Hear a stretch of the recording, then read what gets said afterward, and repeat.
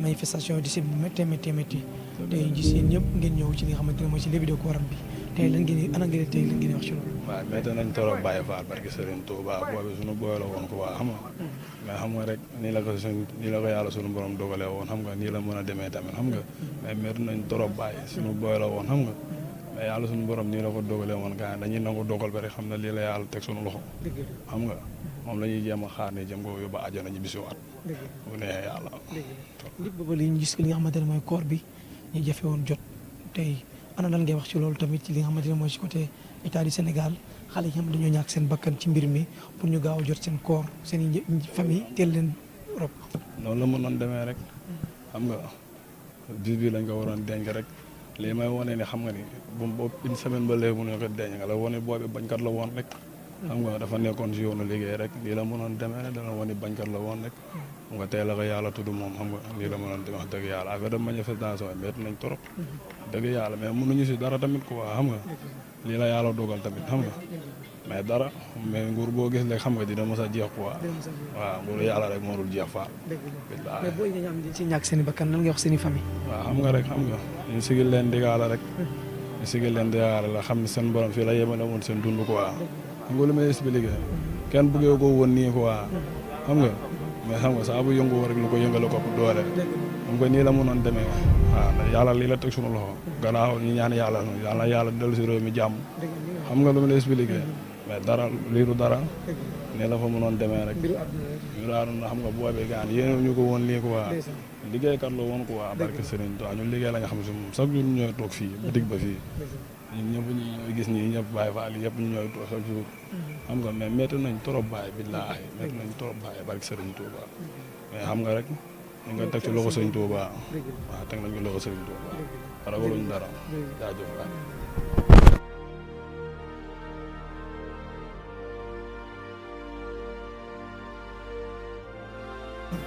décidé génn àdduna ci lu métti ci anam yoo xamante ci ay manifestation ñu daal koy dóor bal ñu daal ci génn àdduna tey lan ngeen wax ci loolu. loolu moom métti na loolu billaahi wóor na yàlla jour mercredi rek ñoo nekkoon ngoonement bi wallaahi maa ko jaay pain ak chocolat su ma lay jëndee reer chaque jour wallaahi ba ñuy toog sax di waxtaan waxu affaire màggal bi affaire yooyu noonu billaahi wallaahi wóor na yàlla li moom dafa ma berte billaahi ne instant yi moom billaahi wallaahi su ma dégg ay turam sax jooy la may def billaahi day mel dama tiir ma ko dama jaakaar ak moom wallaahi borom baax la xool bi dara nekk si billaahi wóor na yàlla engin ma yor sama kër sax moo ma ko jox machine bi ma dawal sama kër bu ma yor nii moo ma ko jox lu si pan sax moom moo koy defar wóor na yàlla billaahi lu si pan sax fan yam moo ko doon defar wóor na yàlla billaahi affaire bi dafa yéeme trop sax billaahi wallaahi borom baax la billaahi wóor na yàlla xale bu ndaw billaahi xale bu ndaw la wóor na yàlla 21 ans la am booy bu ndaw la wóor na yàlla maa ko mag fopp booy bu ndaw la judduwul quoi xale la xamul dara billaahi xale la xamul dara yaay moom la yaakaar billaahi wallaahi mooy staru yaayam wóor na yàlla bu dee mooy staru meeram barke yàlla mooy staru yaayam affaire bu garaaw yaayam billaahi wallaahi yaay moom la yaakaar billaahi booy bu ndaw la wóor na yàlla xamul dara xale bu tuuti la liggéey moom bàyyi moom di ko ñaanal rek billaahi di ko ñaanal rek na ko yàlla yóbbu si àjjana ay kawe yi ak Muhammad sallallahu alayhi wa sallam billaahi wallaahi état du Sénégal ci lu mel nii parce que xale yi décédé bari nañ ci problème billaahi wallaahi état yi moom dañ koy ñaan moom ay wàllum troisième mandat mu jël ko tegee ko ne le waaw ay waxu ay affaires yi daal fi ñu xoolee daal ay waxum troisième mandat na ko tegee ne le waaw jéem a def liggéey dëkk bi defar dëkk bi def si jàmm ak salaam xool lu jeunesse bi bëgg mu ànd si quoi loolu mooy yoon lu nit ñi bëgg na si war a ànd nit ñi li ñu bëgg mu def ko quoi billaahi wallaahi loolu dafa métti wóor na yàlla billaahi wallaahi wóor na yàlla barke yàlla waaw jërëjëf papa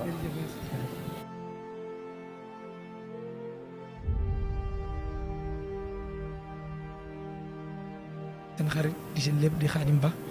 mu ñàkk bakkanam ci anam yi méttee métti ci li nga xamante ni ci ay manifestation depuis boobu ak léegi ay famille toppoon pour jot ci li nga xamante mooy ci kooram ba yàlla dogal tey lañ jot ci li nga xamante mooy ci koor gi léegi lan ngay wax tey ci loolu. métti na daal métti na de parce que boobu ndaw moo dem Xaadim daawul jug si ñun quoi xale la ñun ñoo nekkoon ay magam day ñëw si ñun di foo kon lii bu demee ba am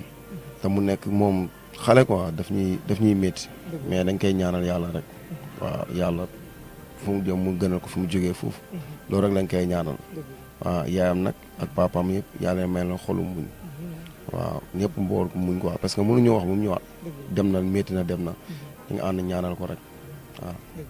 jafe-jafe yi ñu gis jamono ji réewum Sénégal dund ko ci dund gu métti métti ay jeunes di si ñàkk seen i bakkan et cetera ak yeneen yéen en tant que jeune tey yan kàddu ngeen di gën a dénkaat ñi nga xamante ne mooy jiitu réew mi ñi nga xamante ñoo ŋànk yor réew mi. parce que xam nga la moo waral li lépp lu ñëw rek dañ ko war a waxtaanee waaw gis nga mag bu ñu dul waxtaan xale yi si erreur rek la ñuy def waaw mais ñu mag ñi bu ñuy waxtaan nag xale yi duñu réeroo waaw lépp nag mag ñee war a waxtaan rek quoi man loolu mooy sama kàddu bu gàtt. ok ok ñu ngi lay jaajëf. ok jaajëf gannaaw bi jaajëf.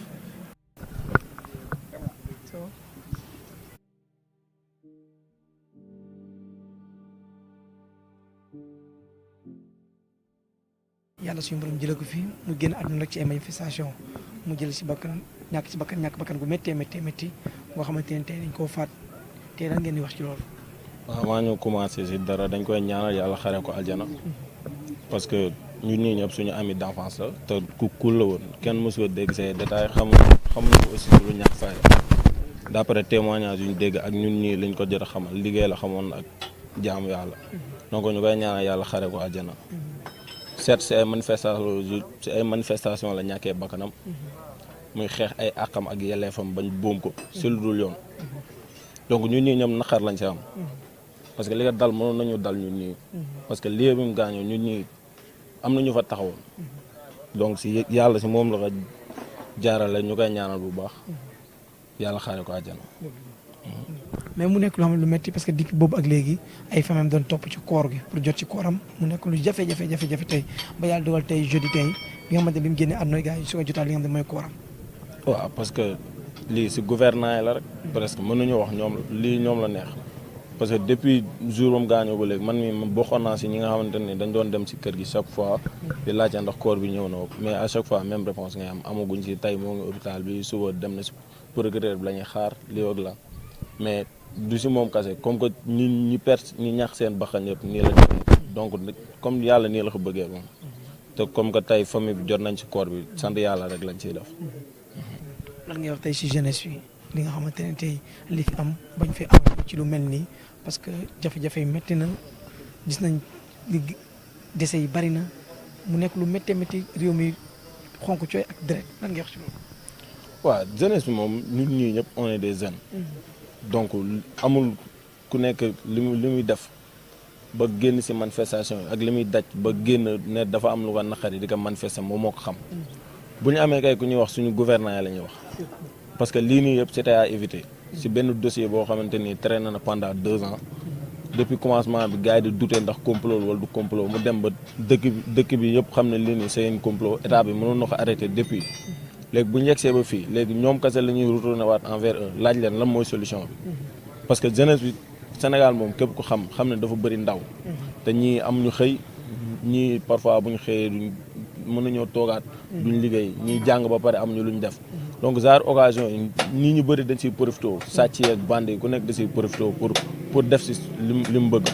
donc lii état moo koy éviter quoi parce que ñun ñii ñëpp lii yëpp li ko dal mënoon nañoo dal donc amuñu kenn benn jeune bu ñuy blâmer si dara parce que seen àq ak seen yelleef la ñuy ak seen espoir bi nga xamante ni am nañ yaakaar ni moom mën na changer situation bi moom lañ bëggoon a jaay doole ñu ñuy taxaw di ko fa jaay yàlla nag mooy dogal lii nii loolu lañ si amoon lu ñuy wax. jërëjëf merci. je vous remercie aussi merci.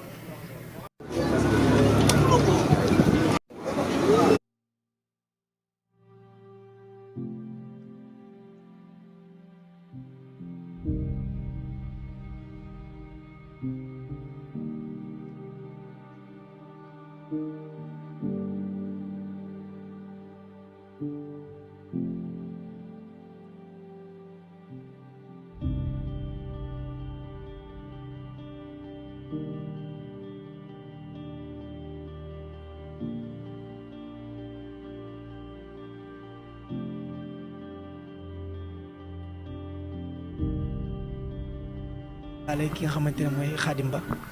dëgg it ñu koy jaale tamit ñëpp waaw Khadim dafa nekkoon suñu rakk nekkoon suñu xarit nekkoon suñu lépp nekkoon tamit suñu dëkkandoo nekkoon ki nga xam ne tamit du sigi xool doomu aadama waaw ki nga xam ne yoonam nekkul si dara waaw di benn bu góor si yaayam tamit waaw tey mën naa ne ñetti mbaar ñëpp a ñaax waaw waaye yaayam tamit moo ñu gën a ñaax ak papaam am nañu lu métti nag waaw Macky Sall mënuñoo fay suñuy métit Ousmane Sonko tamit mënuñoo fajal suñuy métit sëñ bi mer nañ de mer nañ nag te xol la ñuy waxee waaw Macky Sall xaw ma mi ngi may gis xaw ma gisuma waaye comme na xam ne comme teg nañu loo xam ne comme mënuñu ko fay ñun ñii muy moom di Ousmane Sonko waaw bakkan moo gën a for ay milliards waaw comme yal na ko yàlla yërëm nag xaaree ko àjjana yi gën a kawe yal na suuf sedd si kawam fi mu jëm yal na ko gënal fi mu jógee waaw yal na mottalee ndawam foofu noonu mais am nañ lu ñuy métti tamit waaw lu ko yóbbu nag mënuñu fee bàyyi nag xam naa ni comme muy tey tam di suba ñun dinañ ko fekk ji waaw waaye comme xam nga rek yoonu ndaw moo nekk lu métti waaw waaw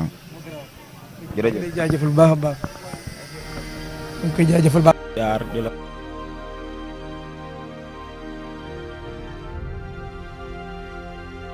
da baax yaru sekk ñëpp jàmm mais am na loo xam ne rafetul si xeex yi politique yi ñaax fula yi keroog ay 17 heures et quelque la ñu woo foofu ne Khadim lañ dóor bal te avant ñu kaa dóor bal bi ñoo taxaw nii jour boobu nii jékki-jékki si lañ nekkaa si bugaan bi gars yi woo ñu daw dem hôpital ba fekk ko fa ba nga fekkee rek gëm nañu woon moom la mais après lañ muri kanam gi gis mi moom ñu am lu ñu metti trop tamit Macky Sall war na xoolaat réew mi xoolaat doxalin bi bu baax am na loo xam ne rafetul ko waa fii loo wax si réew mi rek des na billaay instant bi am na loo xam ne sax mooy loolu su ma waxee sama xol bi day tooy nii quoi barki yàlla lu ma sax wax billaay wallaay xam naa bu ma waxee instant bi may jooy billaay affaire kenn comprendre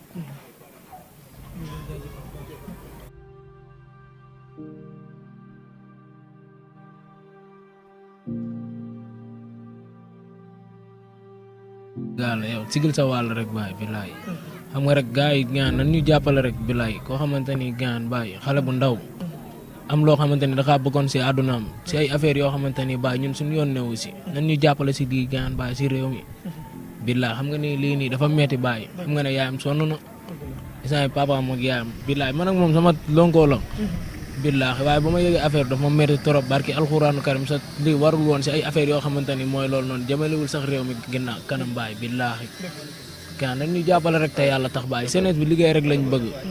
waaye xam nga rek mooy loolu noonu gars yi moom baay da ngay ree ba tas billaahi loolu laa amoon lu ma si wax moom nañ ko ñaanal rek yàlla waaw yërëm ko taxaar ko àjjana billaahi ku baax la woon amul benn problème sequt ak kenn lenn lu dul jàmm barki Seydina Muhammad yàlla na ko yàlla defal jàmm daal yokkal ay leeram ci bijaay Seydina Muhammad sallallahu alayhi wa sallam. jërëjëf.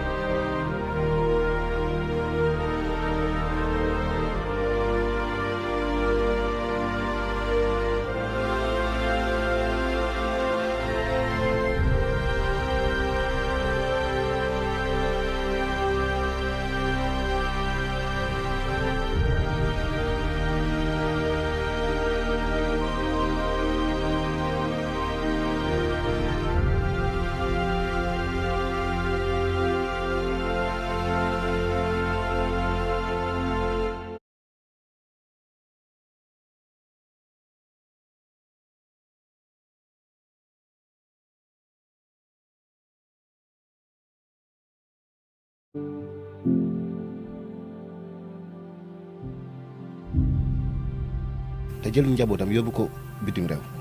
kooku lan la bëgg nañu waxante dëgg te yàlla tax mbir mi ay naxaate la te fii ku ci dee rek yaay perte instant yi ñun ñoo perte est-ce que gis nañ fi Sonko est-ce que gis nañ fi Macky gisuñu kenn du ci mën a xew rek dañuy nekk ci télé yi di masaw kon ana njëriñ bi kon lii amul benn njëriñ mais metti na mais nañu xam ne yàlla moo dogal loolu mais man daal li may wax mooy xale yi laay ñaaxaat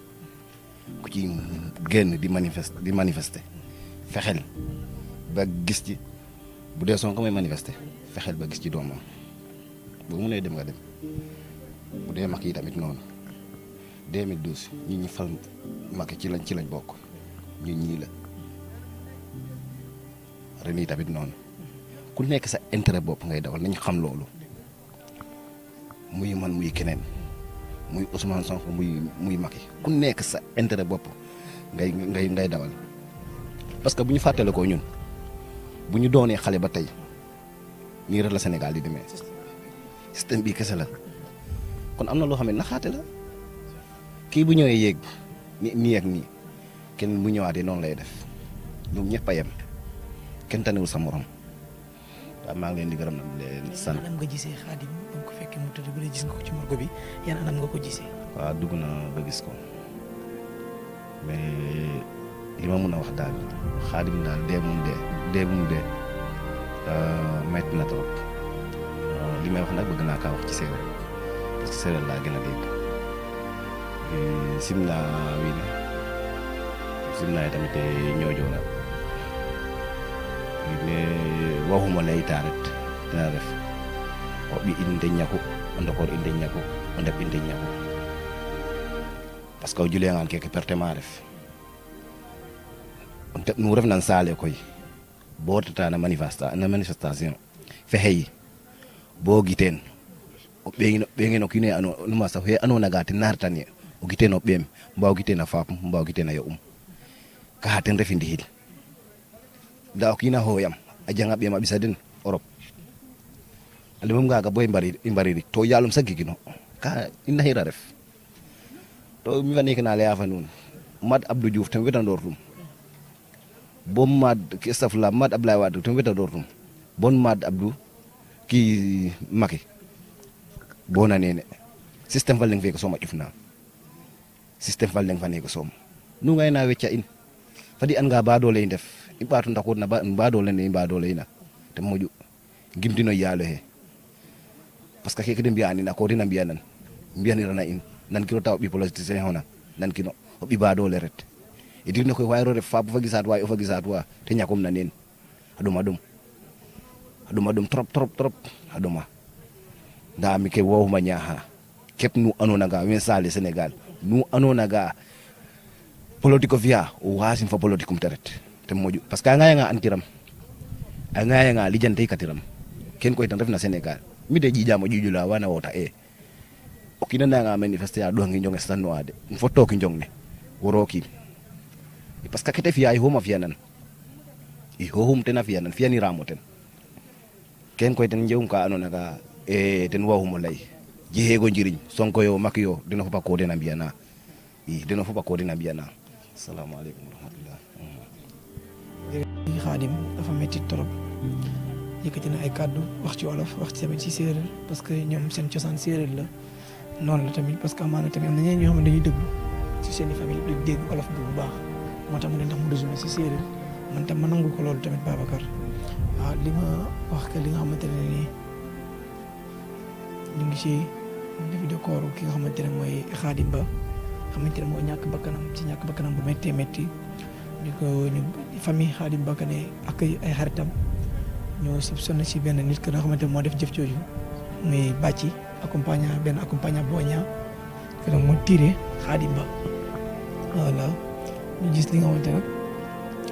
ay waajuram ñu ngi doon taxaw papa ma ngi doon taxaw imam baa ngi taxaw chef de quartier parce que nag gis nañ ay ful personne Babacar ñu bari nañ lool xamante ne mooy bi loolu nañ seen dàll pour ñu mën a jullee Khadim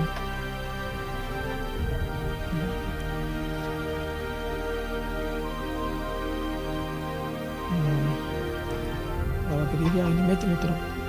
xale yi ñëpp ngi nii ñëw ci mbir mi mu nekk ko xamante ni tiisaange naqar ak tiis gu méttee métti dal tey ci doomu njabootu Sénégal mooy loo xamante ne nii ay jafe-jafe la yu tar walla Babacar ndeysaan ndeysaan